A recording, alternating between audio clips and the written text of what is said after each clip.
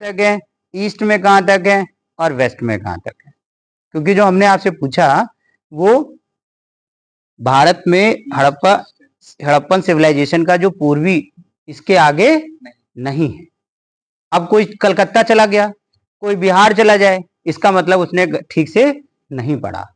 और ये जो इन्होंने आलमगीरपुर बताया, ये आलमगीरपुर किस राज्य में किस डिस्ट्रिक्ट में है, यूपी के किस जिले में?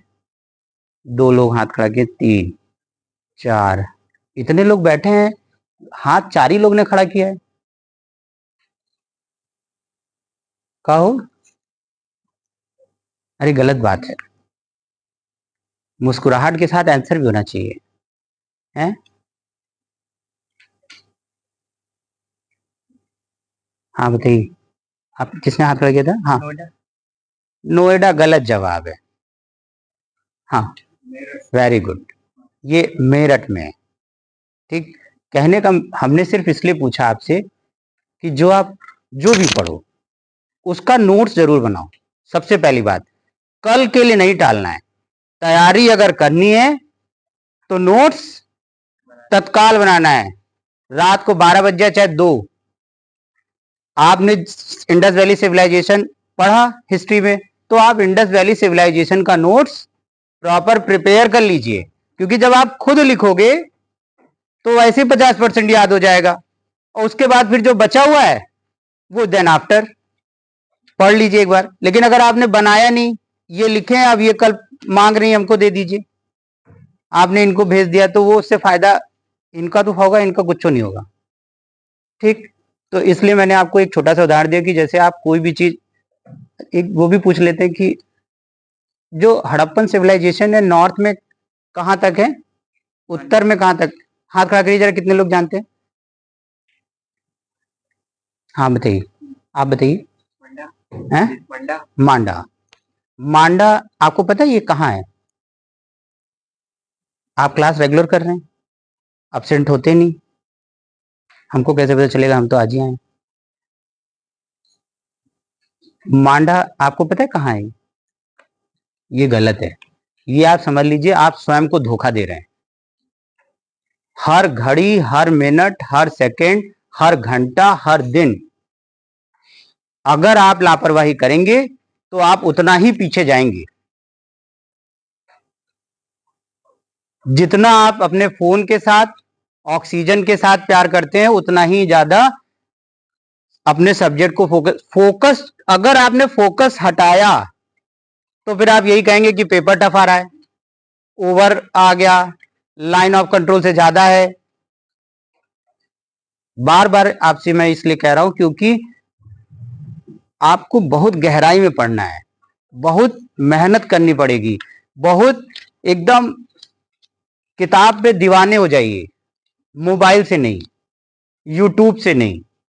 यूट्यूब भाई मान लीजिए कोई ना कोई तो होगा ही ना यूट्यूब चलाने वाला, आप खुद पहले बुक को पढ़ो। बुक पढ़ने से क्या होता है कि आपका कंसंट्रेशन और आपके लिखने की, जो कोई व्यक्ति सामने पढ़ा रहा है वो इंपॉर्टेंट नहीं है, आप स्वयं पढ़ो।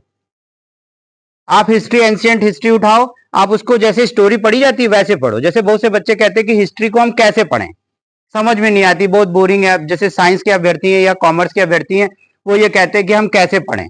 लेकिन सवाल ये उठता है, पढ़ने का तरीका है कि आप उसमें इंटरेस्ट क्रिएट करो। आप पढ़ो तो देखो कि इंडस वैली सिविलाइजेशन कैसे शुरू हुआ, इंडस रिवर एंटीसीडेंट रिवर है, फिर वहां पर लोग आके बसे, क्योंकि भाई व्यक्ति को जिंदा रहने के लिए पानी चाहिए, और पानी सबसे पहले वहीं पर हमें भाई इंडस वैली मिली, हम लोग वहीं आकर किनारे किनारे बसने लगे, फिर धीरे धीरे वो पूरे भारत में फैल गए। तो कहने का मतलब है कि जहां रिसोर्स मिलेगा व्यक्ति वहीं ना जाएगा।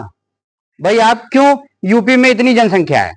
क्योंकि रिसोर्सेज है, रोटी कपड़ा और मकान का साधन है, इसीलिए तो यूपी में लोग सबसे ज्यादा बसते जा रहे हैं। बिहार में डेंस पॉपुलेशन है सबसे ज्यादा, तो उसका कारण यही है। तो इसलिए आपको मैं इसलिए बार बार कह रहा हूं कि अगर आप चीजों को डेप्थ में पढ़ेंगे, उसको समझ के पढ़ेंगे, और हिस्ट्री ऐसे पढ़ी जाती है कि जैसे स्टोरी की तरह, और स्टोरी की तरह अगर आपने एक बार पढ़ लिया तो फिर आपको कोई दिक्कत नहीं होगी, और ये कभी बदलती नहीं है। ऐसा तो नहीं है कि 2 साल बाद अपडेट हो जाएगा, सिविलाइजेशन में कुछ चेंज हो जाएगा, कुछ नहीं होना है। एक बार सही सेटअप हो गया तो आपकी सारी प्रॉब्लम सॉर्ट आउट हो जाएगी। अब एक सवाल है, आपका प्रेजेंस ऑफ माइंड क्या कह रहा है? हम सवाल पूछेंगे, उसके बाद जवाब हाथ खड़ा करिएगा। आपने स्टेशन को देखा है, आपने जंक्शन को भी देखा है। स्टेशन और जंक्शन में क्या डिफरेंस है? 2, 3, 4, 5, 6, 7। हाँ बताएं। वो होता है जहाँ दो या दो अलग जोन की गाड़ियां आती हैं। बिल्कुल सही। जहां पर 2 या 2 से अधिक जोन की ट्रेन चलती है या आकर मिलती है, जैसे आपने कहा चारबाग जंक्शन है, लखनऊ जंक्शन स्टेशन वो होता है जहां पर एक ही जोन की ट्रेन चलती है। इंडिया में रेलवे के कुल कितने जोन है? हाँ, 8 जोन आपके हिसाब से। हाँ, 16। और कोई हाथ खड़ा करे? हाँ बताएं। 6 जोन। आप बताएं। 17। और कोई क्लास में? और कोई? हाँ, सब फेल। 12। महाफेल। फेल के 3 प्रकार हैं, फेल, महाफेल, बिल्कुल लाइन ऑफ कंट्रोल के बाहर, एलओसी पार। किसी का भी उत्तर क्लास में सही नहीं है। पहले 17 थे, अब 18 हैं। 18 रेलवे के जोन हैं। अब आप बताइए, हैं? अपडेट नहीं है आप। ये मैं आपको इसलिए उदाहरण दे रहा हूं क्योंकि हम लोग, भाई टीचर क्या करेगा, आपको बार बार कह रहा है भैया पढ़ लो, देख लो, पढ़ लो, देख लो। पेपर में आया रेलवे के का 18वां जोन बना दिया गया। कितने लोग जानते, जरा हाथ खड़ा करिए कि रेलवे का 18वां जोन कौन सा है, जिसको पता हो। आप लोग के पास एक काम है, खाना है, पढ़ना है, और तीसरा सोना है, एक मोबाइल चलाना भी है।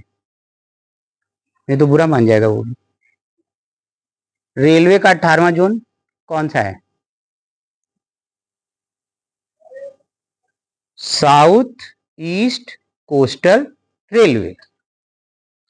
बहुत अच्छे से याद हो जाता है, साउथ ईस्ट कोस्टल रेलवे। ये साउथ है और ईस्ट है और कोस्ट है, साउथ ईस्ट कोस्टल रेलवे। और हेडक्वार्टर विशाखापट्टनम। हो गया काम खत्म। लेकिन आया नहीं नजर पर, इसलिए याद नहीं हुआ। अगर पेपर पढ़े होते तो पता चल जाता। अब नहीं भूलेंगे क्योंकि अब सुन लिया। अब 18 फिक्स है, अब नहीं उतरेगा जब तक 19वां नहीं आता, है ना? मुझे नहीं लग रहा आप भूलेंगे। दूसरी बात एक और पूछ लेता हूं। तैयारी आप लोग, मेरा उद्देश्य है कि मतलब थोड़ा एनर्जेटिक। तैयारी का मतलब एकदम जैसे किताब के साथ न्यूज़पेपर। और जब जब रुकिए, जैसे आप लोग जैसे आए तो आप लोग को क्या चाहिए? आपको चाहिए कि जैसे जो सिविल की तैयारी करने वाला बच्चा होता है ना, वो ग्रुप डिस्कस करता है। अरे यार देखो कल न्यूज में ऐसा आया था, तुम्हें पता है ऐसा हुआ। अरे यार वो कल तो हम बाजार गए थे घूमने, शॉपिंग करके आए हैं। बात वो करो जिससे सामने वाले से भी कुछ मिले, कुछ इनपुट आउटपुट हो। मेरी बात समझ पाए? हम लोग जब पढ़ते थे तो शाम को हम लोग इकट्ठा होते थे तो हम लोग क्वेश्चन करते थे एक दूसरे से। यही आपको भी करना है। ये खत्म होता जा रहा है सेशन, जो हम मतलब आप लोग के साथ हम लोग देखते हैं, डिपार्टमेंट से बाहर तक जाते हैं, सुनते रहते हैं। भाई कान और आंख तो बंद नहीं रहता कि पट्टी बांध के बटन दबाते हैं वहीं उतरते हैं सीधे। तो दुनिया की बात करने से अच्छे कि यार उसकी बात करो, क्योंकि समय नहीं है, भर्ती कम है। एक तो थोड़ा सा आता है, एक कवर है उसमें 50 लोग हैं। मेरी बात समझ गए? तो इसलिए जब टारगेट रहोगे, फोकस रहोगे, तो निश्चित हासिल कर लोगे। ये छोटी छोटी चीज है, और ये सब कोई किताब कोई टीचर नहीं पढ़ाता, ये आपको सेल्फ ही पढ़ना पड़ता है। छोटी छोटी बातें हैं। इंडिया का सबसे बड़ा, हाथ खड़ा करेगा, और एशिया का भी सबसे बड़ा रेलवे प्लेटफॉर्म। 3 लोगों ने क्लास में हाथ खड़ा किया है। 4 नहीं, बोलिएगा नहीं, हाथ खड़ा करिए, हम देखें तो जरा। हाँ आपने किया है क्या हाथ? हाँ बताइए। Gorakhpur railway station. कोई बोलेगा नहीं, बोलेगा नहीं अभी, बोलेगा नहीं। हाँ आप बताइए, कोई बोलेगा नहीं अभी। हाँ आप, हाँ कोई बोलना नहीं अभी भाई, अभी हमको सुनने दो, मामला बड़ा विकट है।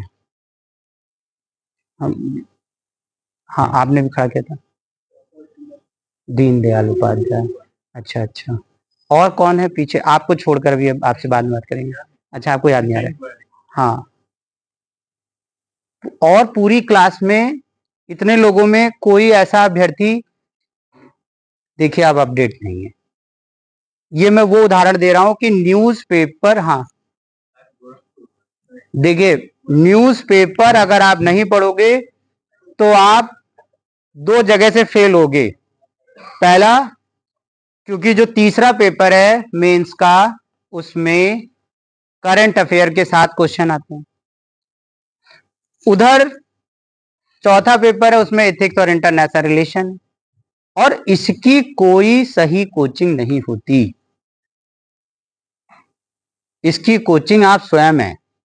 अगर आप नहीं पढ़ोगे पेपर, तो अगर आप जैसे यूक्रेन और रशिया के बीच का युद्ध रोज पढ़ रहे हो, अगर क्वेश्चन आएगा तो क्या नहीं लिखोगे?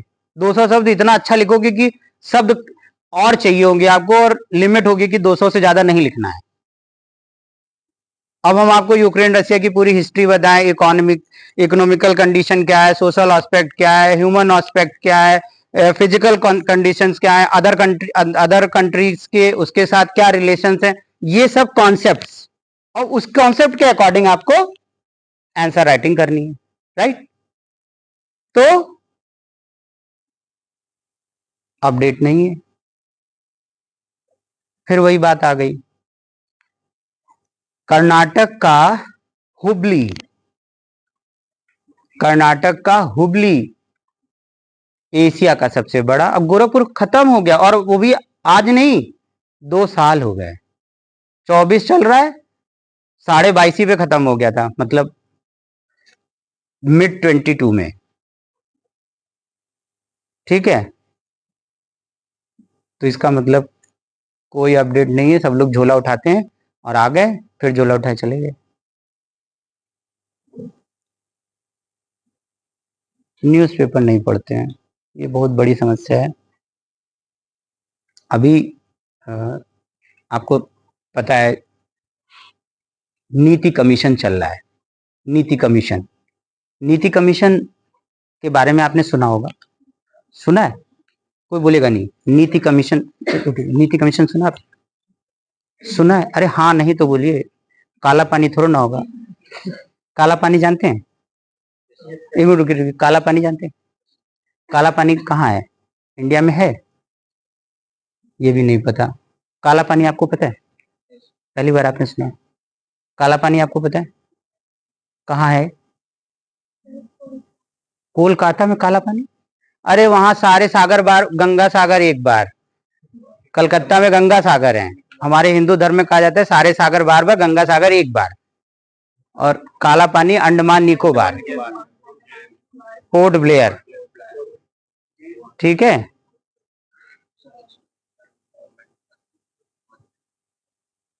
हमने पूछा था नीति आयोग, नीति आयोग, आप नीति आयोग, नीति के बारे में आपने सुना? NITI Aayog, NITI full form जानते हैं आप? है? नीति का फुल फॉर्म बताइए। National institute of transforming India. Very, national institute for transforming India. कब बना नीति आयोग? आपने हाथ खड़ा किया था, हाँ, डेट और महीना? 1 जनवरी। सही, पड़ोसी बताएगा कब इस नीति आयोग का प्लेस किसने लिया, मतलब वो कौन सी कोई रहा होगा ना पहले। हाँ बिल्कुल सही, प्लानिंग कमीशन को समाप्त करके और नीति आयोग को बनाया गया। आप लोग कॉन्स्टिट्यूशन पढ़ रहे हैं, नीति कमीशन कॉन्स्टिट्यूशनल है, संवैधानिक है, असंवैधानिक है, कॉन्स्टिट्यूशनल है, नॉन कॉन्स्टिट्यूशनल है, क्या कहना चाहते हैं? नीति आयोग संवैधानिक संस्था है, असंवैधानिक संस्था है? Non constitutional service. ठीक, इसका नीति आयोग का चेयरमैन प्राइम मिनिस्टर होता है। इस समय नीति आयोग का, हाथ खड़ा करिएगा। डिप्टी चेयरमैन कौन है?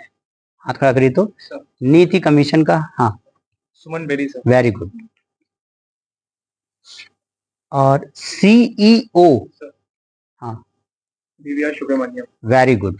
और ये अभी इन्होंने 3-4 महीने पहले स्थान लिया है, क्योंकि अमिताभ कांत थे और इनको कोई और चार्ज दे दिया गया। हाथ खड़ा करिए, कितने लोग जानते हैं कि अब अमिताभ कांत को कौन सा? 3 लोगों ने हाथ खड़ा, बाकी हाँ, बिल्कुल सही, ठीक, सही, बैठिए। G20 के शेरपा, भारत की तरफ।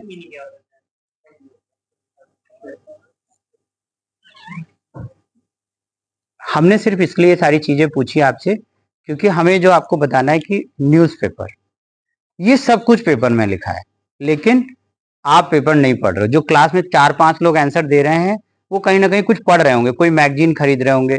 और योजना और कुरुक्षेत्र के अलावा एक मंथली जीएस, जो मतलब करंट अफेयर के लिए, जैसे पेपर में ना पता चल रहा है, या न्यूज़पेपर हम नहीं देख पाए, या न्यूज नहीं देख पाए, तो मंथली एक पतली सी कोई एक मैगजीन, तमामों आती है मार्केट में, पतली सी, प्रतियोगिता दर्पण नहीं लेना है आपको, उतनी मोटी, उसमें आधा पेपर ही रहता है, न्यूज क्या कहते हैं, एग्जाम के पेपर्स रहते हैं। उसके अलावा कोई पतली सी करंट अफेयर की किताब आप ले लीजिए, जिससे आपको पता तो चले कि हाँ क्या क्या हुआ। जैसे साइक्लोन्स आए, अभी कई देशों में चक्रवात आया, तो जैसे चक्रवात का नाम रखा जाता है। अभी लेटेस्टली बात करते हैं, अभी हाल में आप बताइएगा, अभी बंगाल की खाड़ी में अभी इसी महीने मतलब मई लास्ट में जो है, बंगाल की खाड़ी में एक तूफान आया था, साइक्लोन आया था, चक्रवात। तो क्या नाम था उसका? कोई बोलेगा नहीं, उनको पता ही नहीं है कि आया भी था कि नहीं। कहीं सब ठीक चल रहा है। हाँ जी भाई साहब, ये दिक्कत है।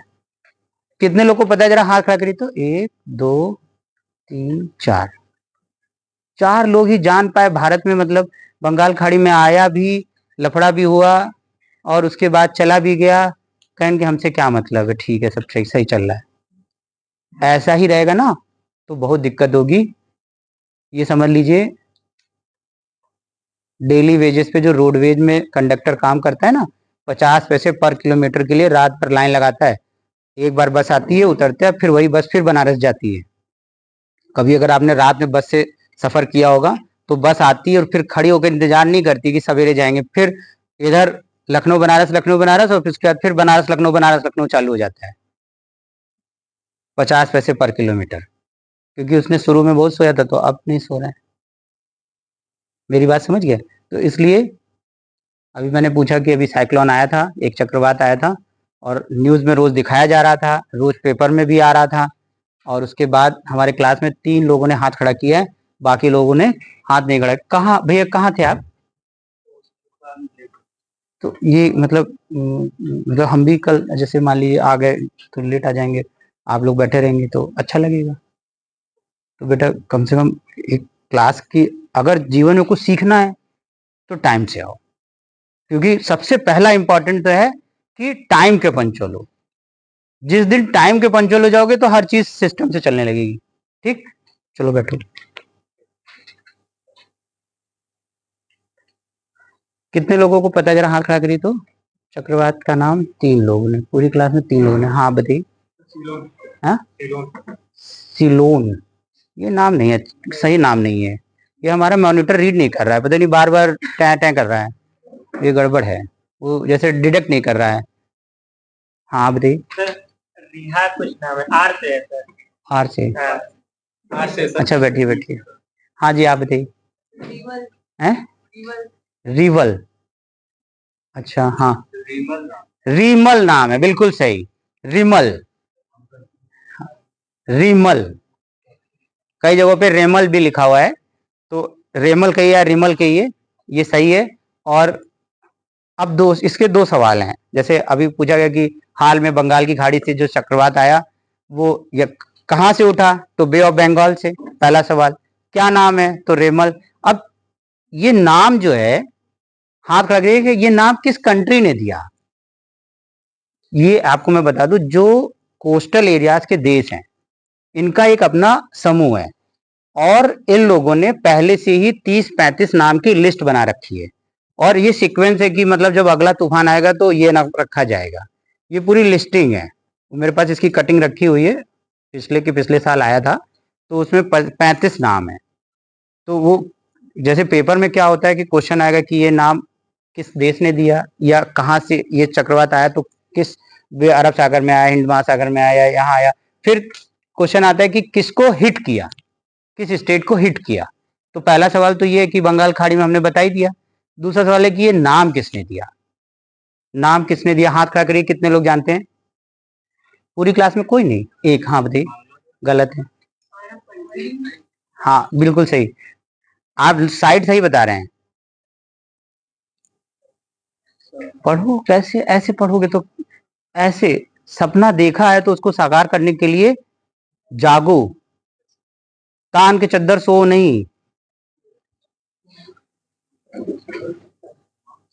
हाँ सही, ओमान ने नाम दिया, ये नाम रेमल जो है ओमान ने दिया है, ठीक है। पता कैसे लगाते कि याला साइक्लोन इस नाम का है, उस नाम का है, मतलब कि बहुत सारे नाम दिए गए हैं। हाँ वो सीक्वेंस है, जैसे मतलब एक्चुअली में अब मैं आपका अर्थ भी बता देता हूँ। जैसे अरबियन कंट्री ने नाम दिया ओमान, तो रेमल शब्द की मीनिंग है, अब जानते क्या है, अगर ये चीज अगर आप पेपर पढ़ते तो उसमें सब लिखा है, पढ़ा ही नहीं, डिपेंड हो गए। जैसे हम लोग कहते हैं पैरासाइट, डिपेंड है, टीचर आएगा पढ़ाएगा। अब आप डिपेंड नहीं, आपको सेल्फ करना है। पेपर में आप देखते, क्योंकि अगर जैसे कोई नाम दिया जा रहा है, जैसे आपने कहा कि एमपी, मध्य प्रदेश नाम रखा गया तो उसका कारण है क्योंकि मध्य में है। अरुणाचल प्रदेश नाम रखा गया क्योंकि वो अरुण मतलब सूरज सबसे पहले वहां निकलता है। असम, असमान, इसलिए असम नाम। तो हर नाम के पीछे का कारण है। रेमल का अर्थ होता है धूल भरी आंधी, इस नाम का अर्थ है धूल भरी आंधी। तो यानी जो ओमान में रेगिस्तान में वहां के डेजर्ट में जो धूल भरी आंधी चलती है उसको रेमल कहते हैं। और उसी प्रकार से धुंध के साथ होने वाली, जैसे हम लोग जैसे पश्चिम बंगाल में काल बैसाखी पढ़ा होगा आपने, तो ठीक उसी तरीके से मतलब अब यहां पे धूल तो है नहीं कि धूल उठे, लेकिन बवंडर जैसा आना, बात समझ गए? तो उस हर नाम का अर्थ है, रेमल का ये अर्थ है धूल भरी आंधी, ठीक है। बात क्लियर? अगर कोई डाउट है तो हमसे पूछ लो बेटा। हाँ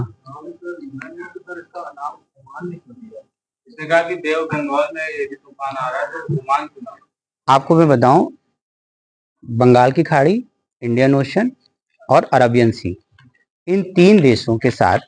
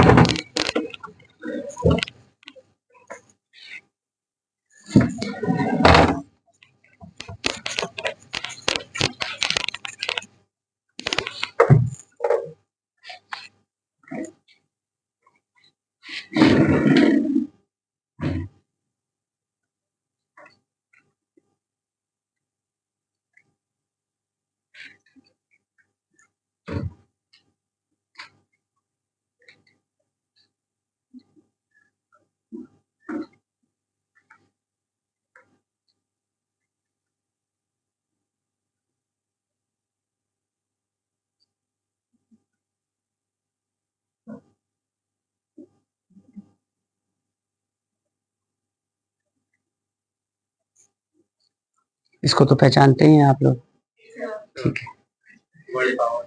ठीक है। तो हम लोग की तो जिंदगी है, आप लोग की शुरू हो रही है। जो आपने प्रश्न किया था इसलिए मैंने बनाया, क्योंकि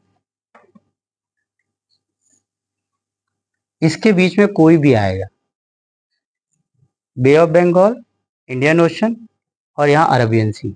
तो यहाँ से लेकर यहाँ पे रेड सी है, ये रिश्तेदार और इधर के रिश्तेदार, यहाँ इन इतने देशों का एक पूरा ग्रुप है, और वो मैं आपको भेज दूंगा, मेरे पास है। तो वो ग्रुप है। इन लोगों ने क्या किया, 35 नाम दे दिया। जैसे जो कंट्री दिया उसके यहाँ की जो स्पेशलाइजेशन थी उसके हिसाब से उसने नाम दिया, ठीक। और उसकी मीनिंग दी। जैसे नाम देंगे तो उसका अर्थ होगा, भाई जैसे सबका नाम है तो उसका अर्थ है, तो हर नाम का अर्थ है, वैसे इसका भी अर्थ है। लेकिन एग्जाम में तो क्या होता है कि अभी आपने देखा जैसे आरओ का पेपर हुआ या यूपी पीसीएस का हुआ, तो उसमें पहले होता था कि यूपी पीसीएस और यूपीएससी में डिफरेंस होता था, क्योंकि यहाँ पर वन लाइनर वन वर्ड में चलता था। अब क्या है, अब पैटर्न बदल गया, हर बात लाइन में लिखी है।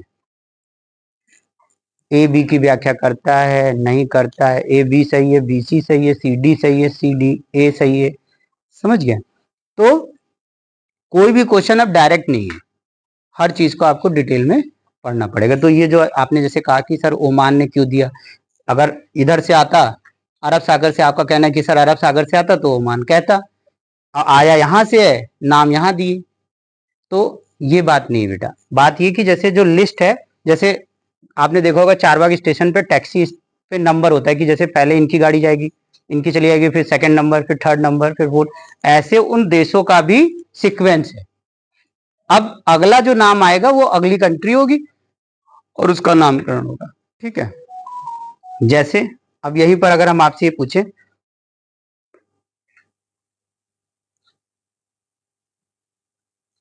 एक व्यक्ति थे हार्टलैंड, हार्टलैंड थ्योरी दी थी मैकेंडर ने, मैकेंडर थे जिन्होंने हार्टलैंड थ्योरी दी थी।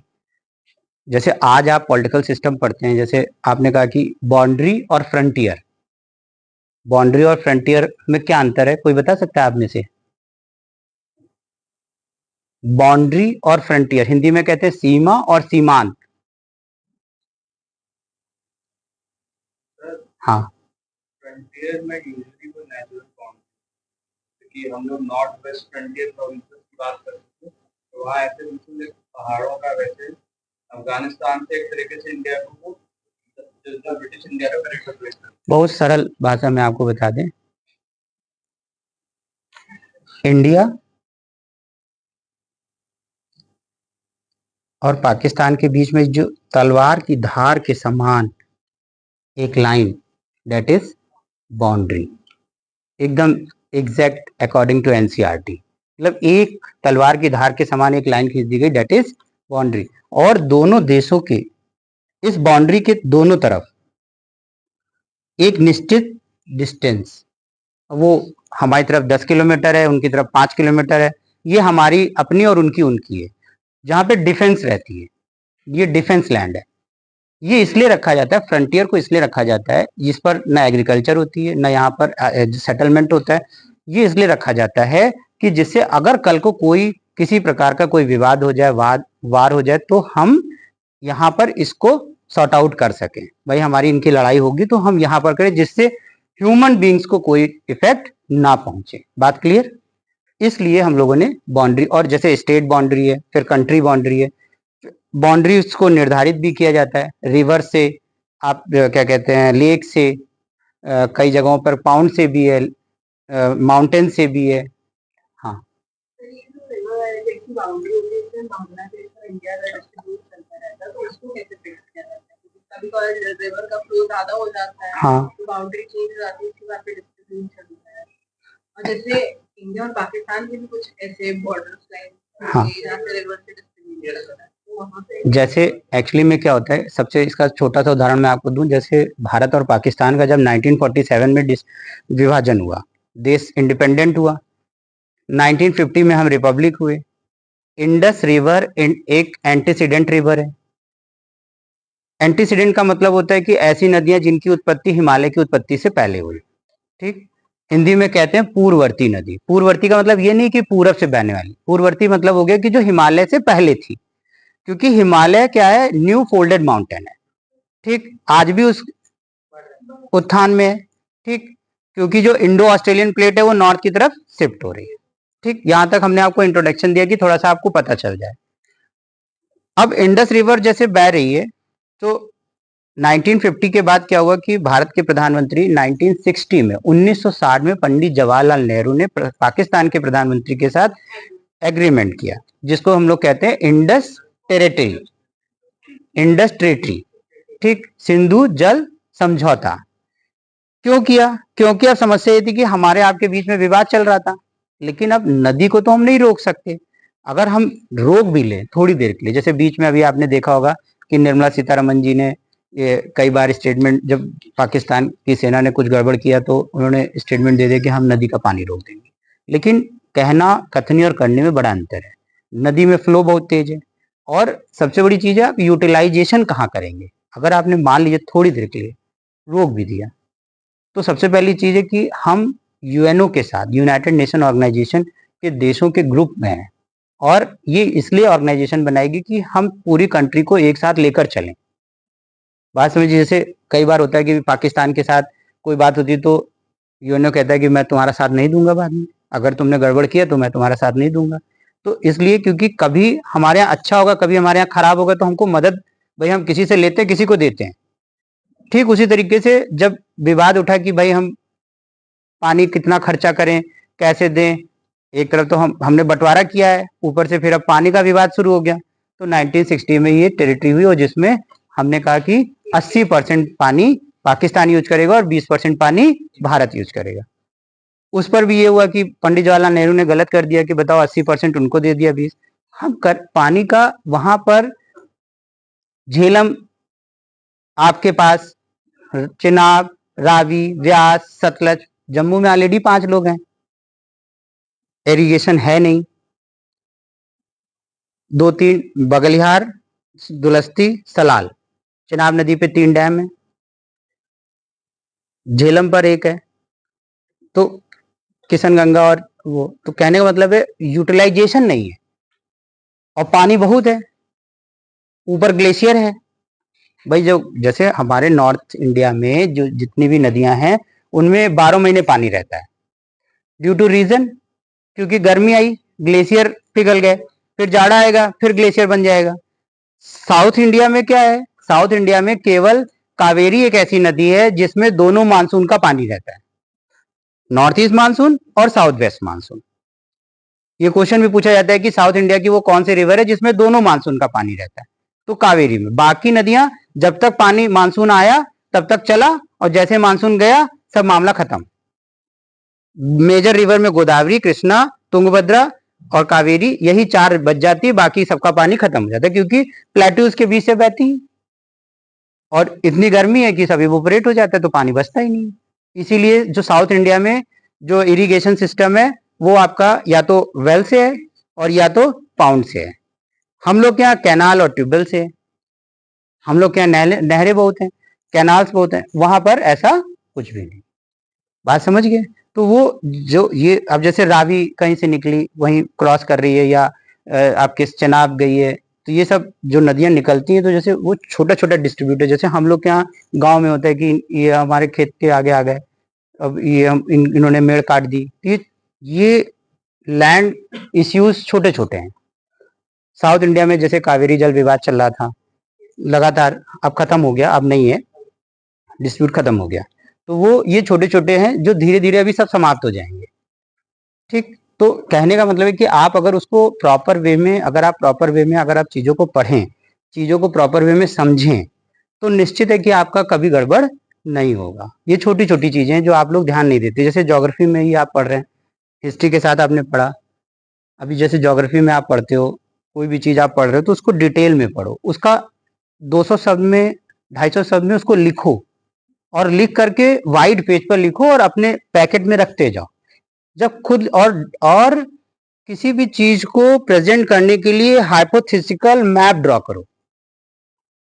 प्रेजेंटेशन का तरीका, जैसे आपने कोई चीज लिखा, कोई ऐसे किया या कोई आंसर राइटिंग किया, तो उसमें कोई हाइपोथेटिकल, चाहे वो पाई, बार, ग्राफ, जैसा हो, कुछ मतलब जैसे कुछ अलग, क्योंकि कॉपी ये भी लिखेंगे, ये भी लिखेंगे, हमें 200 नंबर में, देखिए 200 नंबर में 120 125 से ऊपर किसी को नहीं मिलता, ये आप जान लो। तो आप जितना, अच्छा, लैंग्वेज का बहुत बड़ा महत्व है, एस्से का बहुत बड़ा महत्व है। अगर आप उसमें स्कोर नहीं कर पाओगे, और इसके लिए कोई अलग से नहीं पढ़ना, ये 100% जान, क्योंकि अगर आप मैंने जो छोटे छोटे सवाल पूछे, इसी से मुझे ये पता चल गया कि आप अपडेट नहीं हो। और अपडेट, अब साइक्लोन आया नहीं पता चला, अभी आप देख रहे हो कि ये जो रेन हो रही थी, अभी कल पानी बरस गया, या अभी जनवरी में, फरवरी में, मार्च में ये जो बारिश होती है, जैसे आपसे पूछ लिया जाए कि फरवरी और मार्च के महीने में जो बारिश हो रही है, उसका कारण क्या है, बताइए क्या कारण है? वेस्टर्न लीज डिस्टर्बेंस, कहते हैं ना, वेस्टर्न लीज डिस्टर्बेंस है। हाँ, वही मतलब है, क्योंकि हवा उधर से आ रही है, क्योंकि हवा हमेशा हाई प्रेशर से लो प्रेशर में चलती है। ठीक, तो यानी अगर कभी भी आपसे कोई पूछ लिया, इंटरव्यू में गए और आपसे पूछ ही लिया उसने, इंटरव्यू बोर्ड ने, कि अच्छा ये बताइए कि ये फरवरी मार्च के महीने में बारिश हो जाती है, इसका क्या कारण है, तो आप एक लाइन में कहिए सर इसका कारण है वेस्टर्न लीज डिस्टर्बेंस। अगर वो उसके आगे पहुंचता है तो आप फिर बताइए कि हाँ, मेडिटेरियन सी से चलने वाली हवाएं, इधर जो है मौसम, हमारा सन यहाँ पर रहता है, फिर ऐसे चलता है, इसकी वजह से हवा हाई प्रेशर से लो प्रेशर रहती है, ITCZ है, इंटर ट्रॉपिकल कन्वर्जन जोन होता है, ये सब चीजें फिर आप, क्योंकि इतने पे ही वो समझ जाएगा कि इनको पता है। जैसे आपसे कहा जाता है कि भाई जो विंटर मानसून होता है, जैसे ये बताइए मानसून आ गया कि अभी नहीं आया, रुके रहिए जरा, कोई बोलेगा नहीं, मानसून आ गया? हम पूछते बहुत हैं, और लोग टीचर सब आते होंगे तो पढ़ा देते होंगे ना, हम पूछ पूछ पढ़ाते हैं, ये थोड़ा हमारा पढ़ाने का तरीका दूसरा है। ये लोग, कुछ लोग हमसे पढ़े हैं, ये सब जानते हैं, ये देखे होंगे तो कहेंगे आ गया आज समस्या है, मन में सोचेंगे कि आज पक्का समस्या है? बताइए मानसून आ गया कि नहीं? आ गया है, साउथ साइड में आ गया है, किस राज्य में आया है? बोलिएगा नहीं, बोलिए नहीं, एक मिनट, हाँ बताइए। तमिलनाडु में मानसून आ गया। काश अगर तमिलनाडु में आ जाता तो हम आज ही तमिलनाडु चले जाते। आप बताइए आया? सर केरला में south west monsoon winds basically 1 जून से ऑनसेट, तो आ गया है कि नहीं पक्का? बैठिए, तो आपको भरोसा है इनके ऊपर कि मानसून की बता रहे हैं कि केरला साइड में आ गया है, तो आ गया है? आप बताइए आया कि नहीं आया? हमको जानना ये कि सो रहे हैं कि जाग गए हैं। नमस्कार नमस्कार, हाँ, आ गया पक्का?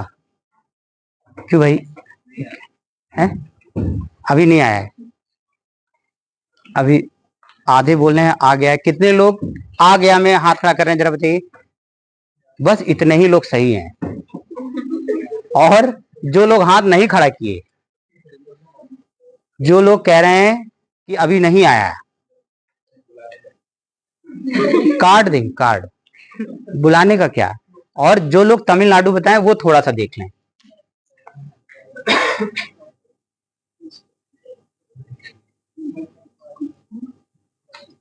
ये आपका देखिए, ये इक्वेटर है, ठीक है,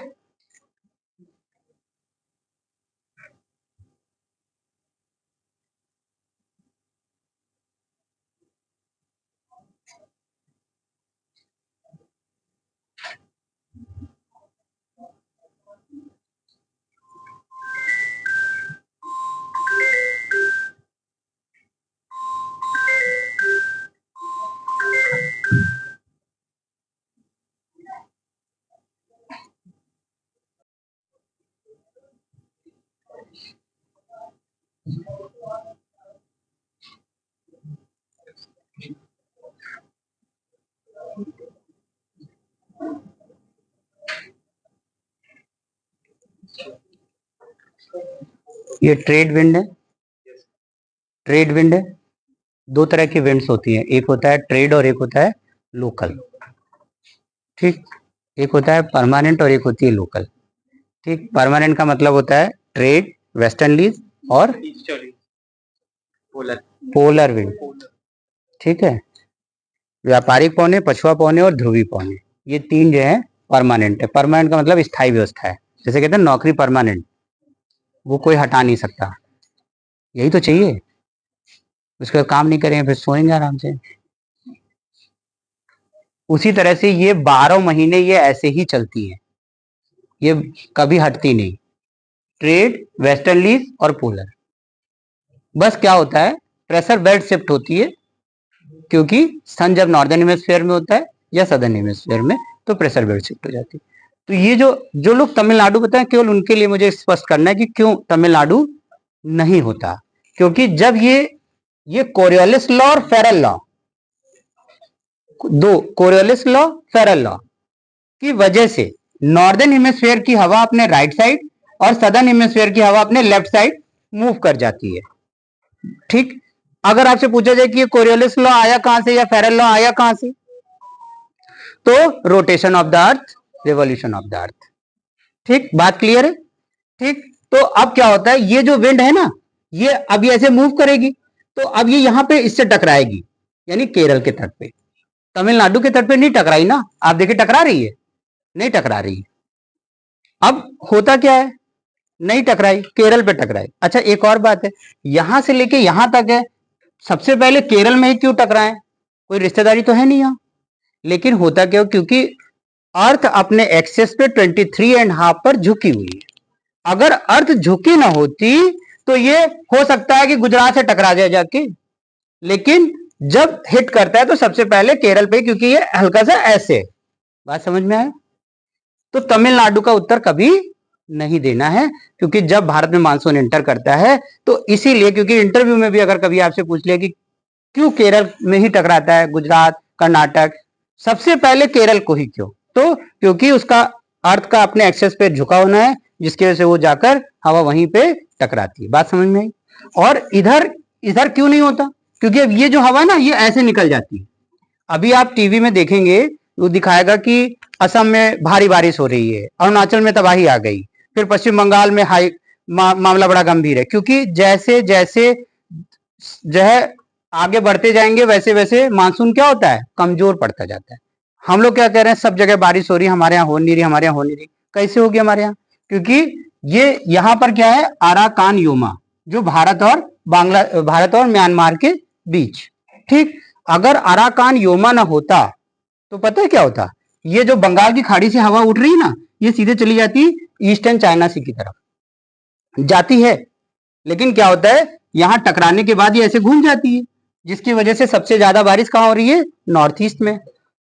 और उत्तर भारत में जो सबसे ज्यादा बारिश होती है वो बंगाल की खाड़ी से उठने वाले मानसून से ही होती है। और कभी भी आपसे पूछा जाए, अभी रुक रही है वहीं, आ गए, खाला का घर है, बस चम बनाए सब चले आ रहे हैं।